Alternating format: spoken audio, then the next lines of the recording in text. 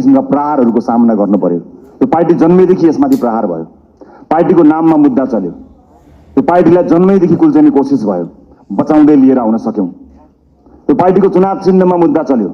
यो पार्टीको चुनाव चिन्ह नै भत्काइदिने गरी प्रहारहरू भए स्थापित राजनीतिक दलहरूबाट, विभिन्न स्वार्थ समूहबाट, विभिन्न शक्ति समूहबाट जोगाएर ल्यायौं। हामीले घण्टी बचायौं, किनकि नेपाली जनताको लागि घण्टी बचाउनु पर्थ्यो, घण्टी बजाउनु पर्थ्यो। सजिलो थिएन।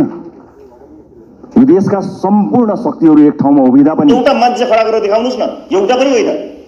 यो त पुराना राजनीतिक दलहरूले भोट बैंकका रूपमा आफूलाई खडा गरेर उनीहरूको समस्यालाई आफ्नो लाभका लागि प्रयोग गरेको भन्ने कुरा जगजाहेर छ नि। हो, हामी त्यसलाई समाधान गर्न चाहन्छौँ। समाधान गर्ने क्रममा अझ राम्रा तरिकाबाट समाधान गर्न सकिन्थ्यो कि? यस, सकिन्थ्यो, गरौँला पनि।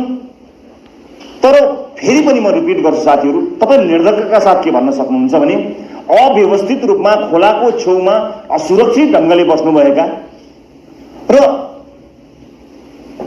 हाकाहाकी देखादेखि सोझै गैर कानुनी रूपमा हडपिएको अवस्थामा कर्मचारीको एउटा मान्छे खडा गरेर देखाउनुस् न, एउटा पनि होइन।